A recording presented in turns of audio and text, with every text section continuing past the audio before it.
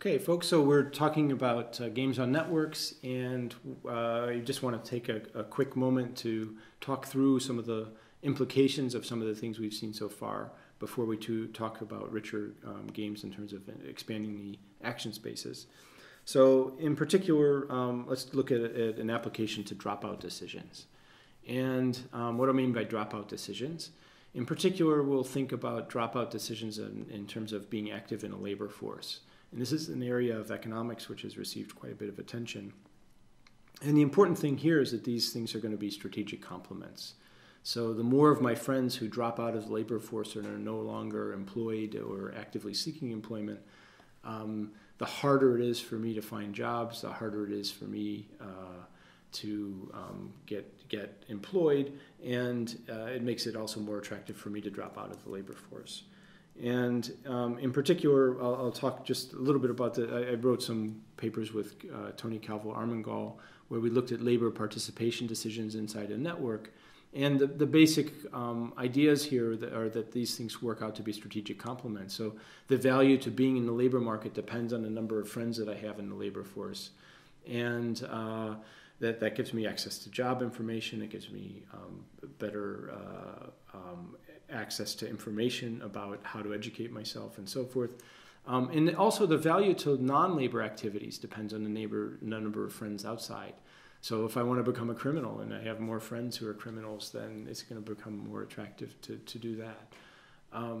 And so we can think of this as a network game where we're going to participate in the labor force if a certain fraction of my friends do.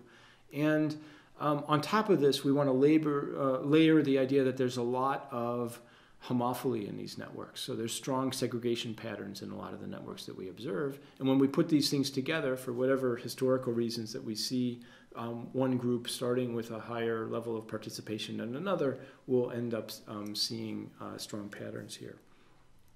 So let me just do a little bit of background in terms of dropout rates. So this is old data actually from Chandra in the 2000 census looking at males 25 to 55 in the US.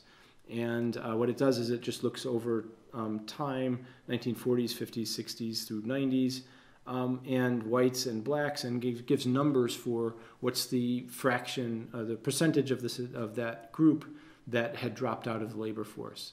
Now, dropped out of the labor force means that they're not employed, they're not seeking employment, they're not in prison, they're not in school. So basically, they're just, there's not a reason that they can't seek employment, but they're also not actively seeking employment. And when you look at this over time, you begin to see that there's some increase in both groups, whites and blacks, but there's a much higher increase in blacks. And actually, if you expand further on this black males, those numbers have gone up even more. I don't have the graphs here, partly due to copyright reasons, but there's some interesting data. If you look at the Bureau of Labor Statistics, you can get numbers which go up through mid-2000s on these things. And it's actually very interesting. So it has it also by gender and including Hispanics. And basically what you see is if you look at labor force participation rates among males, it's actually dropping over time. So the figure would look something like this. So if you look at participation in the labor force, and the opposite would be dropping out, and you look over time, what you see is these things dropping, and in particular, blacks, it's going to be dropping most rapidly. Whites, it's dropping. And Hispanics, actually, for males, it drops less. So you have Hispanics at the top, whites here, and blacks. And what's very interesting is if you look, so part of this is you could tell a story about socioeconomic background and a whole series of other things which correlate with these decisions. But the interesting thing is that even after you correct for a lot of that, the kinds of patterns that you see in this still persist. And in particular, if you look at females and you look at time and you look at participation, it's going up over time. And there things are reversed. So you have, say, Hispanics down here, whites here, and blacks here. So blacks, whites, and Hispanics. So the pattern that you see in males is actually flipped over for females. And so part of what that says is it's not simply just socioeconomic backgrounds. There's other cultural interactions that are important in determining what's going on here. And what I want to do is just make a really quick point that understanding some of these games on networks can help us figure out why there'd be persistent and long-term differences, say, among groups. And again, it's due to these complementarities. You want to drop out if some level of your friends drop out. There could be some heterogeneity in the threshold, so not everybody takes the same action. Add that with homophily, segregation in the network, different conditions. And then when you look at this, one group, once it starts getting more dropouts, is going to tend to have more dropouts. And so if we begin to go back to our two groups exhibiting homophily, and then for whatever reason, we start with, let's suppose we do a majority game where you want to drop out if at least half your neighbors do.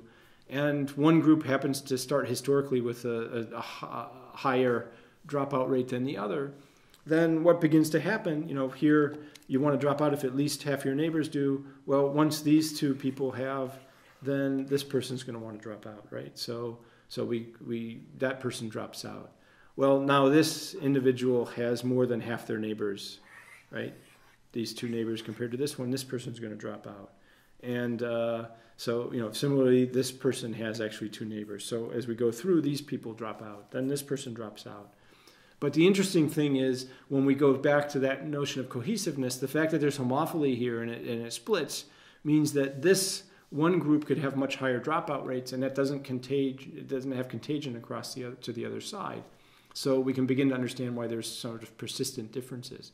So understanding these network games can be useful in understanding why we're seeing differences that persist over time and how that relates to network structure. So it's a very simple point, but I think one that can begin to show how these models might be useful in going forward and adding more understanding to the dynamics of things like labor force participation, welfare over time, education, decisions on health, a whole series of very important decisions that people make. Technology adoption might be different in one group than another. How can that happen? How does it persist? These games are going to be very useful in answering those kinds of questions. So there's a little bit that's been done on this, but I think a lot more that can be. Okay, so that takes us through our basic understanding of games on networks where we've got two actions possible.